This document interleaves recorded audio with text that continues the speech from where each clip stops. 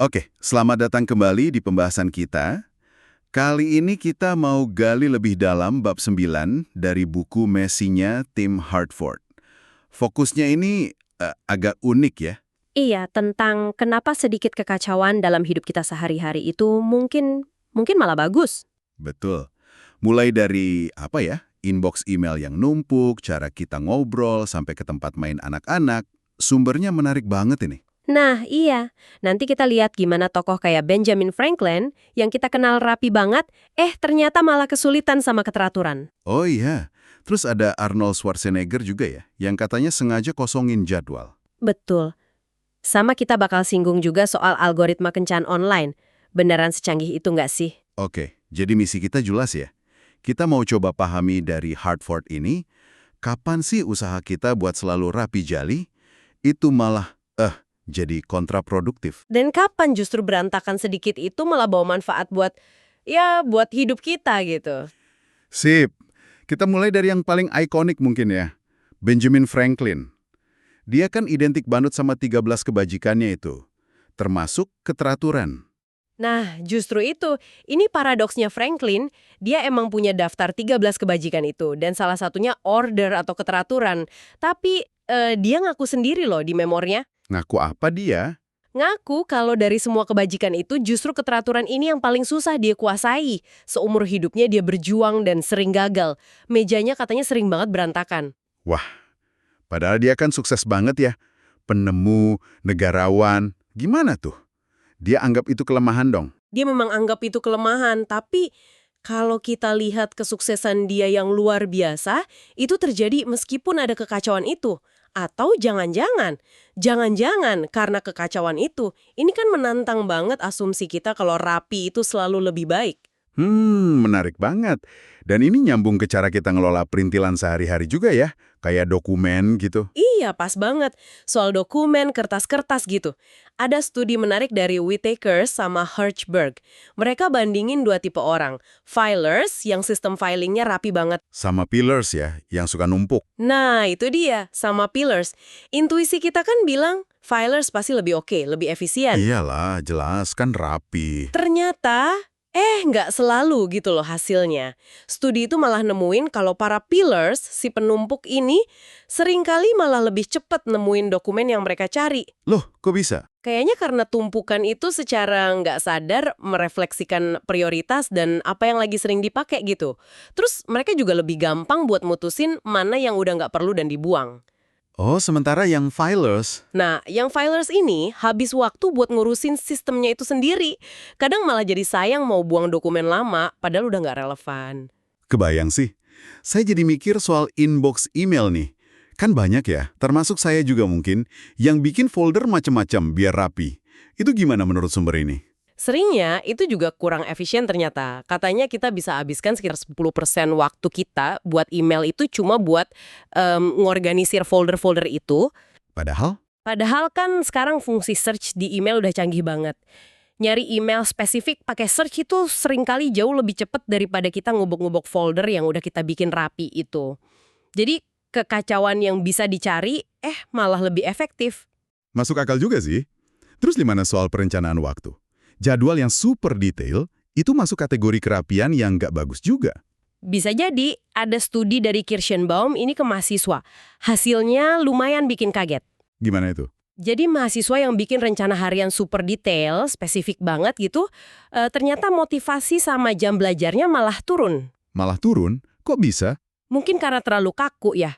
Sebaliknya, yang bikin rencana bulanan yang lebih luas, lebih fleksibel gitu, nah itu peningkatannya paling bagus. Paling signifikan. Terus yang nggak punya rencana sama sekali? Hasilnya di tengah-tengah. Nggak sebagus yang punya rencana bulanan fleksibel, tapi juga nggak seburuk yang rencananya harian super detail. Oke. Jadi intinya rencana yang terlalu rapi, terlalu kaku, itu rapuh ya? Susah kalau ada kejutan, ada perubahan mendadak. Iya, betul. Makanya tadi disebut ada contoh Mark Andreessen atau Arnold Schwarzenegger. Mereka sengaja bikin kalender mereka agak kosong. Buat apa? Iya, buat ngasih ruang buat fleksibilitas, buat hal-hal tak terduga atau peluang baru yang muncul gitu aja. Fleksibilitas itu penting ya. Ini nyambung juga nggak sih ke interaksi sosial kayak kencan online gitu? Nah, nyambung banget. Contohnya situs kayak Ocupid, mereka kan kumpulin banyak banget data lewat kuesioner, seolah-olah bisa nemuin jodoh paling pas secara ilmiah gitu kan. Iya, kesannya canggih banget algoritmanya. Tapi ada eksperimen internal mereka sendiri yang diungkap sama salah satu pendirinya, Christian Ruder. Ternyata algoritma pencocokan mereka itu dampaknya nggak segede yang orang kira. Oh, maksudnya?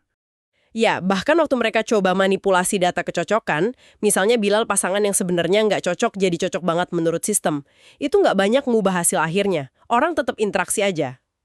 Wah, jadi ilusi kecocokan ilmiah aja ya? Mirip kayak zaman dulu dong, Operation Match itu yang cuma nyocokin data dasar. Kurang lebih gitu. Keteraturan algoritmik dalam hubungan manusia itu ada batasnya. Dan bahaya terlalu rapi atau terstruktur ini kelihatan juga di percakapan kita sehari-hari. Contohnya gimana? Coba pikirin deh, skrip-skrip kaku yang dipakai sama, pick up artis gitu. Atau chatbot yang sengaja ngomong kasar biar mancing respon simple. Atau bahkan teks prediksi otomatis di HP kita ya? Nah, iya, itu semua kan cara buat menghindari kekacauan alaminya obrolan manusia yang spontan, yang otentik, yang penuh improvisasi dan ya nggak bisa ditebak. Ini yang dibahas sama Brian Christian. Jadinya kaku dan nggak manusiawi gitu ya? Oke, kita geser sedikit nih ke dunia anak-anak. Sumber ini kan bahas soal tempat bermain mereka. Ada yang rapi, ada yang berantakan. Iya, kontrasnya jelas banget. Bandingin taman bermain standar yang isinya prosotan, ayunan pabrikan, di atas alas karek, terus dipagarin rapi. Disebutnya KFC, Kid Fence Carpet. Oke, itu yang biasa kita lihat ya. Terus bandingannya? Bandingannya sama Adventure Playground, KM Drup di Denmark atau The Land di Wales. Itu tempatnya wah penuh lumpur, ban bekas, potongan kayu, ada palu, paku, kelihatan kacau banget. Waduh, itu nggak bahaya? Orang tua pasti ngeri liatnya. Soal keamanannya nggak? Ada, dan ini yang lebih mengejutkan. Studi dari David Ball sama Grant Schofield nunjukin kalau di Adventure Playground yang kelihatan lebih kacau dan bahaya ini, angka cedera serius itu justru lebih rendah. Oh, lebih rendah? Serius? Gimana ceritanya?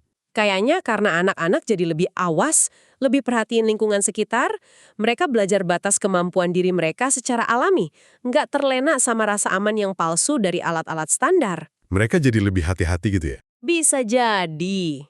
Dan nggak cuma itu, main bebas di lingkungan yang berantakan ini katanya juga bagus buat ningkatin fokus di kelas sama ngurangin perundungan atau bullying. Anak jadi belajar negosiasi, kerjasama. Wow, jadi kalau kita terlalu protektif, ngelindungin anak dari semua kekacauan, dari risiko, dari ketidakpastian, itu malah bisa ngehambat mereka jadi tangguh dan kreatif ya? Kayaknya gitu. Ini jadi kayak benang merahnya ya dari semua contoh tadi. Iya, mulai dari Franklin yang nggak bisa rapi-rapi amat tapi sukses, terus efisiensinya si penumpuk kertas, bagusnya rencana yang fleksibel, Terus terbatasnya algoritma buat ngatur hubungan manusia, sampai manfaatnya taman bermain yang menantang. Semuanya kayak nunjuk ke satu ide utama. apa tuh intinya? Ya, intinya bahwa usaha keras buat mencapai keteraturan yang sempurna di semua aspek hidup itu bisa jadi, sia-sia. Atau bahkan ya, merugikan. Jadi kita perlu nerima sedikit kekacauan gitu. Bukan cuma nerima, mungkin malah merangkulnya. Menerima elemen kekacauan itu bisa bikin kita lebih fleksibel, lebih kreatif, lebih tahan banting. Interaksi kita juga jadi lebih otentik, lebih manusiawi. Kekacauan itu bukan musuh, tapi seringnya bagian dari proses yang produktif. Dalam juga ya. Ini jadi bawa kita ke pemikiran penutup nih, buat Anda renungkan di rumah. Coba pikirin lagi soal Benjamin Franklin tadi. Dia itu salah satu orang paling efektif, paling berpengaruh sepanjang sejarah.